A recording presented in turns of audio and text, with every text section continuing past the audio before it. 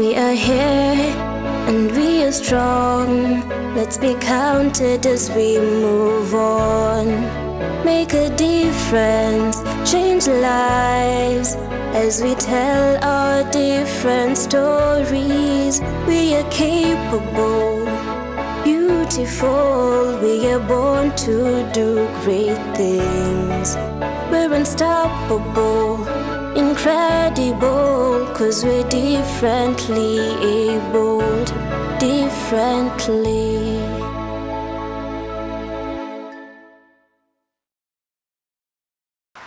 Hello there. I hope you are enjoying the abundance of the festive season. Welcome to yet another episode of Able Differently, a program where we take charge. I am Beatrice Nyokabi And Caxton Osozie. Karibuni. 'Cause we're differently abled, differently. Carol Chege was devastated while she learned that her daughter, known as Precious, had cerebral palsy. Her journey has been tough, but she still moves on. Take a look at her story.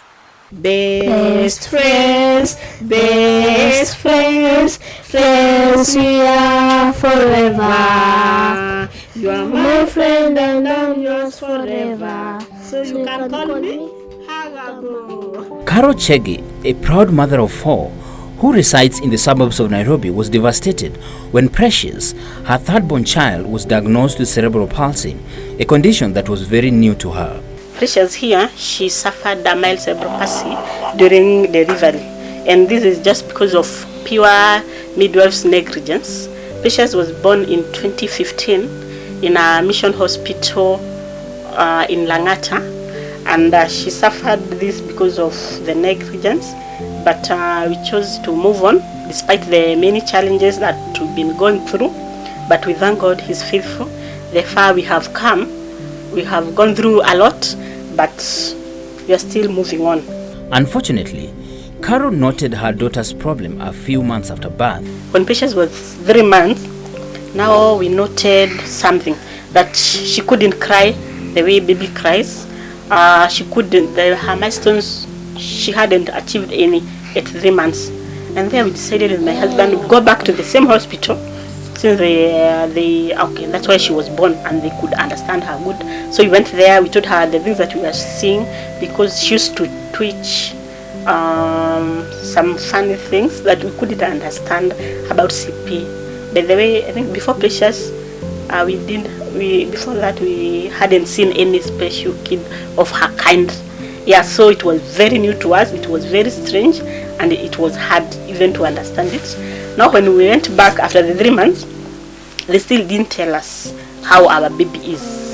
What they did, they introduced to us some drugs, which were anticonvulsants, which she started taking. So she took, we were given like for 2 weeks first. So she took, we were told after the 2 weeks, we went back. So after the 2 weeks, we went back again. And I told them like, okay, initially, the reason why we went, she used to cry like from nowhere, like she could be sleeping and then all of a sudden she would scream and cry. Now when we went there, we told them. That's the time they introduced to us the anticonvulsants, but they didn't tell us that was conversion. Due to the responsibilities attached to Martha's disability, she chose to put a stop to her career in order to take care of her daughter. Okay, it wasn't easy, yeah, considering that I was earning. And I had to stay in the house and watch over Precious. But still, I didn't feel much loss because my husband is good. He's really good in supporting. He's 100%. So, and also we are people, we really love our babies. So anything to do with the baby, we can sacrifice and just be like, yeah, let me be here for the sake of her instead of me going to work and then the baby is suffering, because I had already gone back to work around when she was 2 months. But now we discovered like the baby wasn't being taken good care of. Like I could leave her sleeping in one position and I could find her in the same position. Like the girl would tell me she's not waking up, she's not feeding. It wasn't easy, so we decided here it was better for us to release the house girl and go, and me stay behind, take care of the baby. of which we did. And so we feel good, at least when I'm here, even me, I'm at peace. I know I'm doing the right thing to her. I'm doing what she's supposed to get. If it's the therapy, I attend and take her. If it's the medication, I give her right on time. And also when the daddy is away at working, I think he's at peace. He knows that like everything at home is okay. Luckily, Caro's strong support system, especially from the family, has made the journey much easier, with a strong hope that Precious will one day recover from her condition. I thank God I have the family support from my husband especially. I really thank him. He's such a supportive father and a husband, and he really loves this little girl. Yeah, I thank God that he understands that this is a medical condition. It's not anything to do with, sometimes people talk of witchcraft or some dowry things that were not taken, such things. But we understand it is a medical condition. Yeah, every family is different, and there are people who really understands. There are people who would want to blame the other one. But what I would want to tell people or to advise people, the best thing is like in marriage.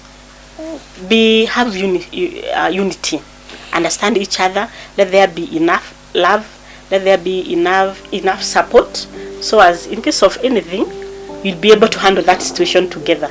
Yes, because like this situation that we have, without love, you need to be able to handle it. And also I would want to advise parents, like the grandparents of our babies, please understand our conditions, love on us, love the baby. It's not our fault that the baby is like this. Otherwise, I wouldn't want to have this, the difficulty, the challenges we are going through.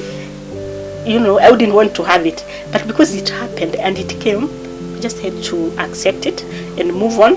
So for the grandparents there, or the parents also, or the relatives and friends, it's good to understand us with our babies. Just know that even for us, it's not easy. Just that it's a condition that we have, and we have to move on with it and accept it. So the best thing you can do is to love on those people and support them in the best way you can, without blaming them. Aside from using assistive devices for some functions, Precious also takes a special diet prepared by her mother. Precious doesn't eat all kind of food, but there are some food that we can eat together as a family. But mostly I cook for her separately. Like now here, I had prepared this one. I had prepared earlier. This is matoke, a mixture of matoke, the sapai, and the malenge, and the waru, and there is minced meat also. So this is food that she can swallow. The food that she cannot swallow. So after cooking, there's some that I have just put here aside for her lunch. I get a bit of it, like this. Just amount that she'll be able to finish. This, that much. Usually she doesn't eat much. Caro has not been an exception to challenges, as she narrates. There are many challenges that we face. People living with disability or the caregivers. Like me, I'm the caregiver to Precious. Now, even I start with transport. Means of transport is a challenge, especially the public means. Getting to a matatu, carrying your baby, sometimes they can tell you mama, stay aside, space ni ya mtu moja, like the seat is for one person, and they don't want you carrying the baby because you'll take like a space for two people, like you'll squeeze the other person, and they don't want that. So that is one of the challenges. The other challenge is the schools. The school for people living with disability or for special people, they are not enough. Her message to the government in regards to persons with disabilities is this. They should also still consider whereby they are giving the money to these babies. Usually they get like 2,500. Still they should put an allowance of the parents, of the caregivers, because sometimes you can find as a caregiver, maybe the baby was born and the parent and the mother unfortunately passed away. So that baby is left in the hand of maybe the father or a family member. So that person, whoever will take over to take care of that baby, should also be supported. She also spares a word for the employers and the society at large. So what happened mostly when we get these babies, we are unable to continue with our work because of giving the care of the baby. it's not easy to get a house girl or a person to take good care of your baby the way you would. Mostly what they do, they mistreat these babies, and as a parent you wouldn't feel good your baby being mistreated. So they should also set that money, so as in case you quit the job, you're able to set your business, and whereby you are able, now when you have your own business, you'll be able maybe to just rush home, see how the baby they are doing and the caregiver, and go back to your business. Comparing like when you are employed, whereby you are supposed to report at work maybe by 8 or 7 and leave by 5 or 6. Yeah, what I would want to tell people, especially the people that are having a person or a baby with disability, just know that disability is not inability, because these babies or these people with disability, they come with a special package. Usually they have a special talent. With time you'll go discovering it as the baby grows, because most of them, you'll notice a good thing about them, when they grow up you discover like the baby maybe can swim, the baby can, most of them I find them good in sports, most of them. So what I would want to encourage somebody, just take good care of your baby. It's for a reason the Lord allowed you to have that baby, because if he didn't want you to have that baby, he would have prevented maybe that baby not to come or the situation not to happen. But now since he allowed it to happen, it's for his own glory. Because we're differently abled, differently. Let's take a short break and we'll be right back. Because we're differently abled, differently. Welcome back. If you've just joined us, then you are watching Able Differently, a program like no other. David Ogeto is epileptic. He has had this condition for quite some time. He was bold enough to share with us his story. Take a look. David Ogeto is a father of 2 children who got a chance to share his story with us on how his condition manifested. Nilikuwa nakaa nyuma ya duka, nafanyia biashara hapo, nakaa hapo. Ikawa ni usiku moja, nilichikuta usiku nikiwa nimeshikwa nje na bibi yangu na kazeni yangu ambao alikuwa ni jirani. Nikashangaa vile iliwezekana nikawa niko nje, kwa sababu sikujisikia vile nilitolewa kwa kitanda, nikawa niko huko nje. Sasa hapo kazini akaniuliza ni nini imefanyika. Nikamwambia najisikia tu uchofu,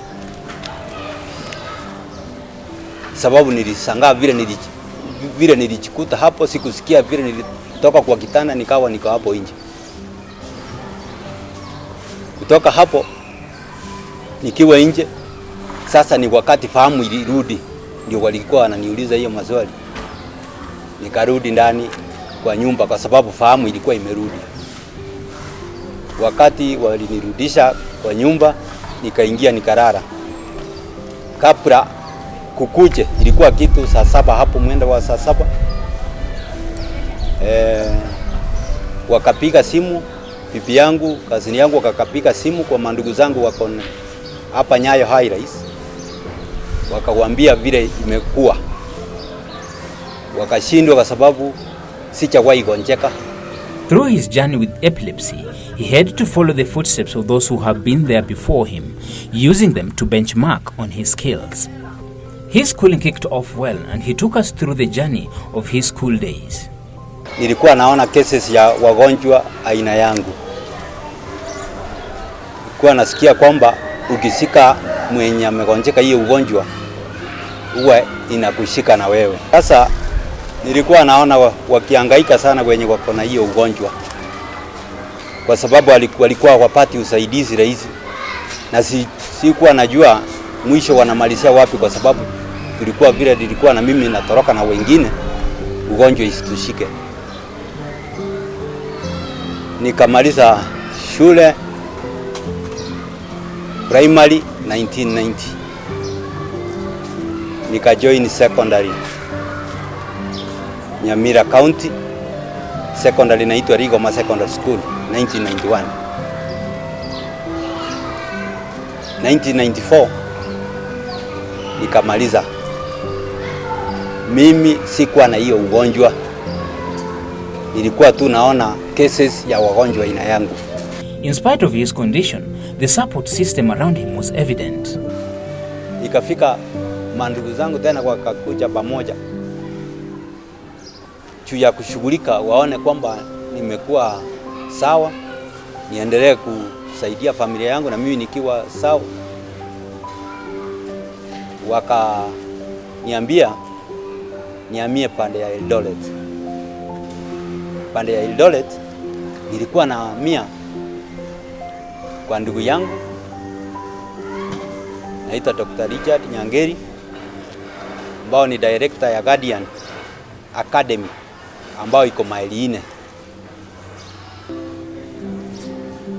Akiwa director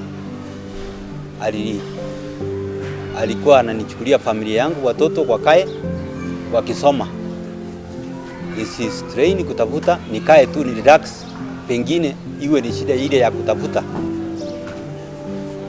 ugonjwa itaisaidia, pengine kama nilikuwa ni strain kutafuta. Kwa hivyo watoto wakasomea huko, alinisupport, watoto wakaendelea kusoma, conditions zilikuwa sawa Eldoret. Amekuwa caring sana, mvumilivu sana kwangu, kwa sababu hiyo yote ikitokea huu hako lazima jungue, lazima ashughulike. Kama hiyo kumtoa nje, kama ni hiyo sauti nikitoa, anajua nimeanguka, anakimbia na kunipeleka kwa nyumba. Ana inform my brothers ambao pia ushughulika, wanakimbia, wanapiga simu kujua hali yangu kila wakati. Pia nikitoka hata majioni lazima anakuwa ako responsible kupiga simu kujua, kwa sababu madawa mingi huwa inataka masaa fulani ndio unachukua. Kama ni saa 4 ya usiku, saa 4 ya usiku ndio ikifika hivyo dot lazima nikuje. Kama nimetoka lazima awe amejua kwamba nimetoka na dawa, na hiyo masaa ikifika lazima apige akiniambia saa 4 ndio hiyo. Hata watoto wamejua saa 4 kamili ndio dadia anakunywa dawa. They have to inform me ready, kisema masaa wananiarati ndio hiyo masaa ya dawa. Nimesema wote wamekuwa very caring. Like any other business person with epilepsy, David has had to overcome a lot of challenges that have been characterizing his experiences in the business world. Nafanya biashara ya duka. Kuna M-Pesa. Nimeshikwa na mandugu na marafiki, walinishika mkono nikafunguliwa duka hapa. Duka na komboa na pesa mingi ambao ni ya kustrain kutafuta ndio niweze kulipa. Kwa hivyo siwezi relax, lazima nijikaze nikitafuta ndio nipate ya kulipa mwenye nyumba, nipate ya kulisha familia, pia na ya kuwasomeza. Niko na watoto wawili. Sasa mahali huwa inani affect kama mimi, ugonjwa huwa inakuja ghafla. Sasa imekuwa faida imepunguka kwa sababu lazima niwe na bodyguard. Siwezi tembea peke yangu. Nikienda town lazima tuandamane na kijana, sababu ugonjwa ikitokea kwa barabara ajali itatokea. Sasa ndio sababu lazima kijana aandamane na mimi, na kijana sasa sio means yangu ya transport, kwa hivyo kumaanisha talipa gharama ya watu wawili kuenda kurudi. In spite of the challenges, he still has the morale to wake up every day and continue with his daily activities. David gives advice to parents with children with disabilities. Sio kitu ya kuficha, kwa sababu kificha hauwezi saidiwa. Mimi si kuficha, kulingana na kuelezea huwa anasaidiwa. Kama huyo Oscar nilimwelezea vile nilipata amefaa hiyo t-shirt ya kueleza kwamba epilepsy inatibika, akanieleza, alinisaidia, nikaweza kuchua hapo. Kutoka hapo vile nimeenda Kaangwale, pia tuliambiwa kuna process ambayo inaendelea kwamba serikali huwa inasaidia hawa watu ambao tuko na hiyo ugonjwa tupate vitambulisho ile ambao mtu utaweza sikwa mkono. Kwa hivyo niko kwa hiyo process ambao sicha fahuru kupata hiyo kitambulisho. 'Cause we're differently abled, differently. Nothing prepared Charles Odhiambo to the reality that he will never walk again. This was years ago. However, today he's a distinguished tailor. Take a look.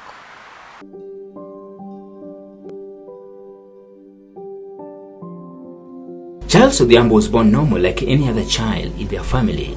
He woke up one morning and discovered that he could not walk again. His father tried to give him some therapy. He was then taken to Siaya Referral Hospital, where he was given better therapy services. Ulemavu wangu nilipata kama niko 2 years kama natembea, but nikiamuka nikapata sitembei. So ikaenda hivyo. Wakati my dad alikuwa daktari,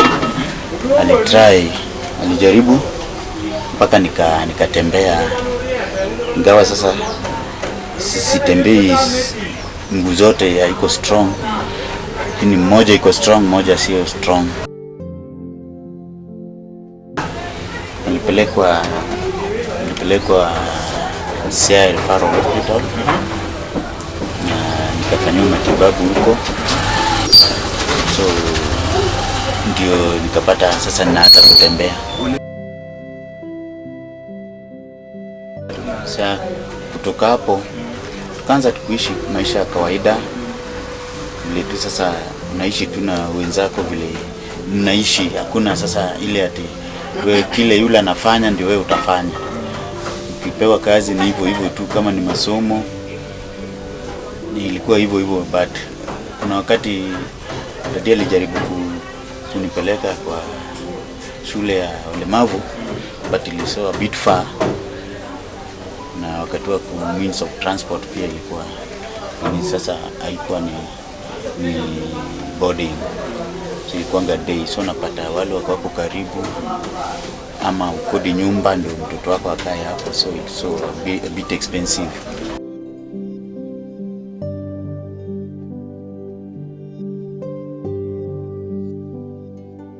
He was later taught tailoring skills by his brother-in-law in the year 2000.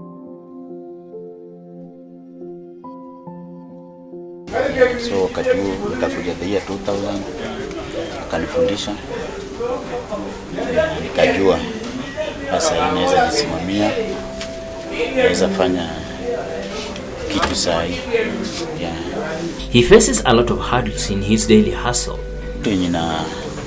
Inakuanga ni ile sasa unapata saa zingine unapata mtu anaweza kuitia, anakuambia kuja uchukue kazi, na kutoka hapo unapata ya kwamba anaona jinsi vile ulivyo, anasema singependa, nimeona tu niachane nayo cause itakuwa ni haraka, so anafikiria siwezi nikaifanya hiyo kazi kwa wakati ambao nataka. So unapata confidence, but yule ambao amekupatia chance ya kufanya wanaifanyia vizuri, nafanya na confidence na anapata kitu ambacho anataka. His ability to make clothes from scratch to the end product gives him motivation to continue with his hustle despite being physically challenged. Kile huwa inanipatia mtisha cause nimejua kazi na mguu pia iko na problem, but nina akili, ninaweza zungumuza, mkono inaweza fanya kazi, naweza create something na nitengeneze na ikuwe kitu mzuri. So hapo inanipatia mtisha na compete na wale ambao wako able. Despite the challenges that he goes through in his hustle, he advises those who are physically challenged to use their other body parts that are okay to work hard and earn a living. Ni advice naweza napatia, kama umelemea mguu si akili. Kama akili inafanya kazi ama mkono wako haifanyi kazi, auoni na pia usikii, but mind yako inafanya kazi ya kuna akili. Usiogope, unaweza achieve kila ambacho unataka katika maisha yako, cause confidence na mindset itasaidia wewe ukapate kusucceed. Cause mtu atakuona outside au akuone outside, but kile iko ndani yako hajui. Wakati utaproduce something, itafanya hiyo kitu inakuwa na nguvu na italeta tofauti sana katika maisha yako kama mtu mlemavu. So usijirumie useme sijui mimi nimelemaa sasa watu wananidharau. Hapana, wewe katika hiyo maneno yenye wanasema hata kuongea vibaya usitilie manani sana. Wewe kile ambao unaweza fanya, wewe fanya shughuli zako. Kama ni biashara, wewe uza, jaribu kuingia kila kona na upate kila ambao unataka, na Mungu hatakuacha, atakusaidia na atakuinua. 'Cause we're differently abled, differently.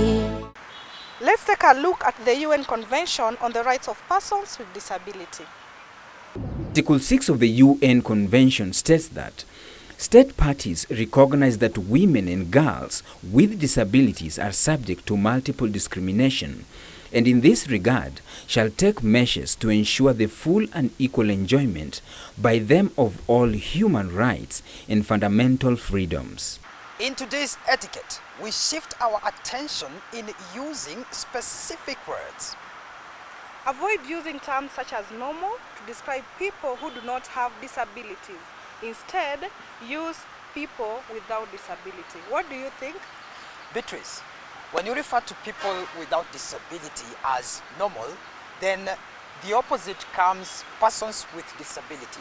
And so when you say that persons without disability are normal, then you are saying that persons with disability are abnormal.